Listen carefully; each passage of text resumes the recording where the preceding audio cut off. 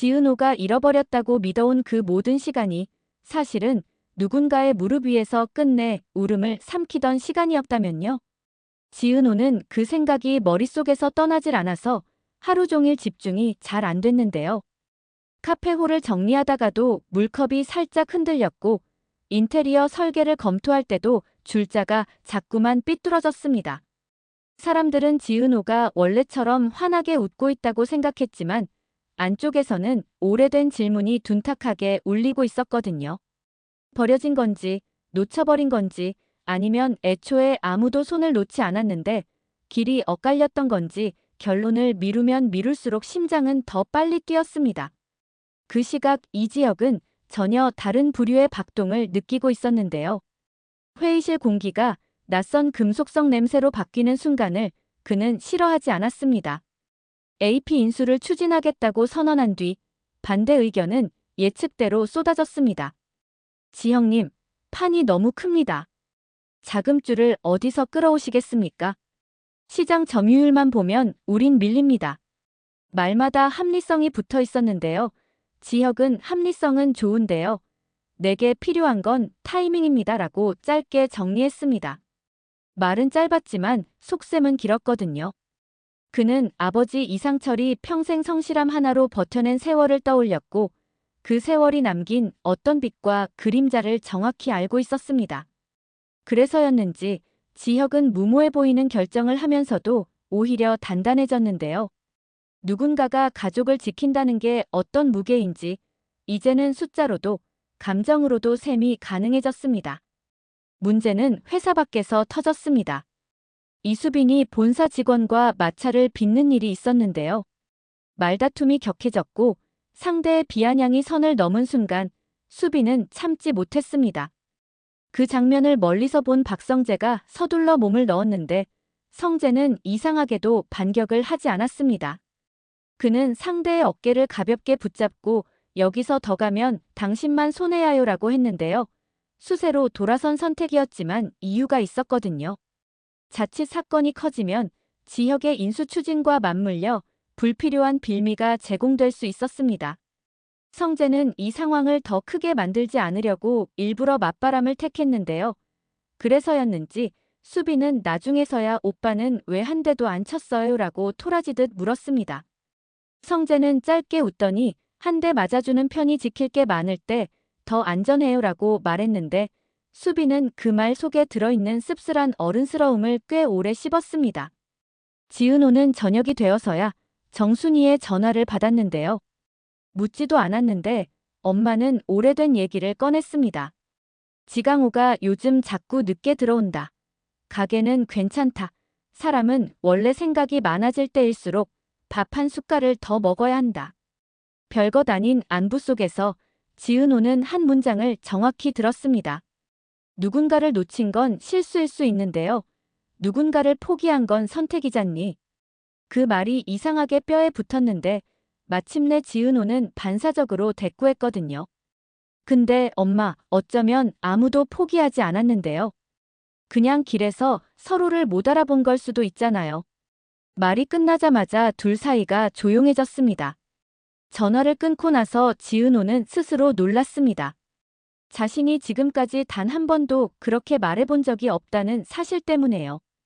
그날 밤 박영란은 거절을 두려워하지 않는 방식으로 세상을 만져보고 싶었는데요. 늘 조심스러운 말과 걸음이 몸에 밴 영란은 묘하게도 이지환 앞에 서면 조금 대담해졌습니다. 두 사람은 한강 근처 편의점에서 라면을 사서 벤치에 앉았는데 허리를 곧게 펴고 앉는 영란의 습관이 여전했습니다. 이지환은 아무 말 없이 고개를 갸웃하더니 여기쯤에서는 구두를 벗고 앉아도 되거든요 라고 농담처럼 말했는데요. 영란은 잠깐 망설이다가 구두를 벗었습니다. 냉기가 올라왔지만 그 차가움이 오히려 살아있음을 알려주는 것 같았습니다. 영란은 어떤 때는요. 저를 싸고 있던 유리 상자가 흔들리는 소리가 들려요 라고 조용히 털어놨고 이지환은 상자도 창문은 있겠죠. 못 열면 발차기라도라고 받아쳤습니다. 그 말에 영란은 아주 작게 웃었는데요.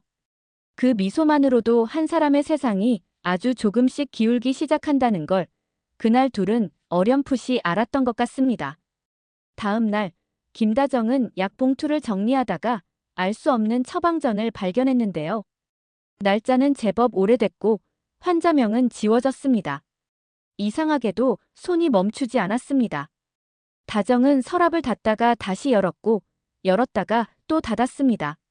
누군가 오랜 시간 감춰둔 무언가가 집 안 어딘가에 남아있다는 감각이 번졌습니다. 다정은 남편 이상철을 떠올렸는데요. 퇴직 후에도 여전히 반듯한 습관으로 살아가는 남자, 말수가 적고 손이 큰 남자, 가족에게는 늘 묻어냈지만 속으로는 깊고 험한 물살을 혼자 건너는 남자. 그와 나 사이에도 말하지 않은 다리가 있었구나. 이런 결론에 다다르자 다정은 이건 나만 보고 덮을 수 있는 일이 아니네라고 마음을 정리했습니다. 반면 지혁은 더 이상 미룰 수 없는 마음을 정리 중이었는데요. 전날 밤늦게 받은 자료를 검토하면서 그는 깨달았습니다. AP 인수라는 결정이 단지 사업의 문제가 아니라 관계의 문제이기도 하다는 점을요. 박진석이 굳건히 쥐고 있는 권력의 축은 회사 밖까지 길게 뻗어 있었고 그 축을 건드리면 고성희의 야심과도 정면으로 부딪히게 되어 있었거든요. 성재와의 우정도 시험대 위에 올라갈 가능성이 컸습니다. 그런데도 지혁은 마음이 이상하게 가벼웠습니다. 이유는 간단했는데요. 누군가에게 진심을 말하겠다고 결심하면 최소한 거짓말은 줄어드니까요. 오후, 지혁은 지은호를 만났습니다. 오랜만에 마주 앉으니 말이 쉽게 나오지 않았는데요. 지은호가 먼저 말문을 열었습니다. 요즘 표정이 예전하고 다르더라고요. 싸우는 표정이 아니라 넘어가겠다는 표정이에요. 지혁은 그 말이 좋았습니다. 넘어가겠다는 표정, 그 표현은 자신이 요 며칠 강요하듯 연습해 오던 침착함과 정확히 맞아떨어졌거든요. 그래서 지혁은 살짝 웃더니 피하지 않고 이야기했습니다. 나는 내가 남의 말로 상처받고 내 말로 무너지지 않았으면 좋겠어요. 그래서요. 내가 먼저 말할게요. 이어지는 고백을 준비해온 문장으로 다 말하지는 않았습니다. 준비된 고백은 보통 준비된 오해를 낳기 쉬웠거든요. 대신 그는 지금의 자신을 있는 그대로 꺼내놓았습니다. 나는 내 옆에 서려는 사람이고요. 그 자리가 비어있지 않다면 비어있을 때까지 기다려보는 사람입니다. 말이 끝나자 공기가 변했습니다. 지은호는 그 순간 한 번도 본 적 없는 지혁을 마주하고 있었습니다. 계획에 능한 남자가 계획 없이 말을 고르는 얼굴, 그 표정만으로도 마음이 묘하게 흔들렸는데요. 흔들린 마음은 곧장 결정을 낳지 않았습니다. 기다리라고 말하면 너무 무례하잖아요.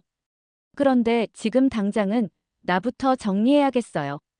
지은호는 솔직하게 말했습니다. 지혁은 고개를 끄덕였는데요. 그 끄덕임이 값싼 여유가 아니라는 걸 지은호는 단번에 알아챘습니다. 두 사람 사이에 있던 오래된 긴장이 그날만큼은 가벼운 숨결로 바뀌었습니다. 그 사이 성재는 또 다른 선택을 하고 있었는데요. 그는 지은호에게 오래 감춰진 과거의 조각들을 정확히 전달하는 편이 모두를 덜 다치게 한다고 보았습니다. 그날의 진실을 이야기하는 일은 성재에게도 부담이었지만 감정이 도려낸 자리에는 최소한의 정확성이 필요했거든요. 다만 성재는 방법을 달리했습니다. 그는 누군가를 나쁜 사람으로 만들지 않으면서도 누군가의 결백을 흐려놓지 않는 진술 방식을 고안했는데요. 그래서였는지 지은호는 성재의 말을 듣고 한동안 가만히 앉아 있었습니다. 마음 한쪽의 벽돌이 조용히 재배치되는 느낌이 들었거든요. 누군가의 비밀이 아니라 누군가의 한계가 만들어낸 사건이었다는 사실이 새삼스럽게 다가왔습니다. 지은호는 고맙다라고 말했고 성재는 고맙단 말은 나중에요. 나도 아직 덜 용감하거든요라고 대답했습니다. 그 대화는 둘 사이를 어색하게 만들지 않았는데요. 오히려 정직한 거리감이 생겼습니다. 서로를 좋아하거나 사랑하는 마음은 변할 수 있지만 상대를 존중하는 방식은 한 번 배우면 잘 버려지지 않는다는 걸 둘 다 알고 있었거든요. 저녁 무렵 다정은 이상철에게 조심스럽게 말을 꺼냈습니다. 당신 오래전 처방전 우리 집에 왜 남아있을까요? 이상철은 바로 답하지 않았는데요. 대신 손을 씻고 와서 식탁에 앉았습니다. 그리고 아주 천천히 얘기했습니다. 어떤 아이가 있었고, 어떤 어른이 서툴렀고, 누구는 미워할 틈도 없이 바빴으며, 누구는 용서받아야 할 만큼 치열했었다고요. 말이 길어질수록 다정은 묘하게 마음이 가라앉았습니다. 누군가의 실수가 누군가의 사죄로 바로 이어지지 않는다는 당연한 사실이 그날은 유독 새로웠거든요. 그럼 우리 같이 찾아볼까요? 무엇을 잃었고 무엇을 아직 갖고 있는지요. 다정의 제안에 이상철은 짧게 그래라고 답했습니다. 둘은 그날 이후로 서랍을 덜 무서워하게 됐습니다. 밤이 내려앉을 때쯤 지혁은 다시 자료를 펼쳐 들었습니다. AP 인수는 여전히 쉽지 않은 도전이었는데요. 자금의 유입 경로를 어떻게 숨기지 않고도 안정적으로 연결할지, 누구와 손을 잡으면 박진석의 방어선을 우회할 수 있을지, 고성이가 어디까지 개입할지 생각할 게 너무 많았습니다. 그러나 그는 탐색을 두려워하지 않았습니다. 아버지의 방식이 정직한 축적이었다면 자신의 방식은 리스크의 분할이라는 걸 이제 분명히 알았거든요. 어쩌면 둘 다 같은 방향을 가리키고 있다는 것도요. 지혁은 이지환에게 조심스레 도움을 청했습니다. 지환은 몸으로 익힌 직감이 좋은 편이었고 사람을 볼 줄 아는 눈도 있었거든요. 형, 위험한가요? 지환이 묻자 지혁은 고개를 가볍게 저었습니다. 위험하지만 무모하진 않아요. 무모한 건 내가 널 설득하려 드는 거겠죠. 둘은 웃었고 그 웃음은 가족 안에서만 생성되는 묘한 탄성을 갖고 있었습니다. 그 탄성이 다음 날을 버티게 만들었습니다. 그리고 마지막으로 이야기의 문턱에 또 하나의 작은 흔들림이 놓였는데요. 지은호는 스스로 정리하겠다던 다짐을 지키려 애쓰고 있었지만 마음은 이미 반쯤 이동해 있었습니다. 그는 자신이 어떤 관계 속에서 보호받았는지 또 어떤 방식으로 잘못 이해해 왔는지 하나씩 들여다봤습니다. 어쩌면 어떤 사랑은 없어졌던 게 아니라 숨어 있었던 걸지도요. 속으로 그런 말을 꺼내보고 나니 숨이 훨씬 편해졌습니다. 동시에 두려움도 커졌는데요. 숨어 있던 건 언제든 다시 사라질 수 있잖아요. 그때 박성재에게 메시지가 도착했습니다. 혹시 잠깐 걸을래요?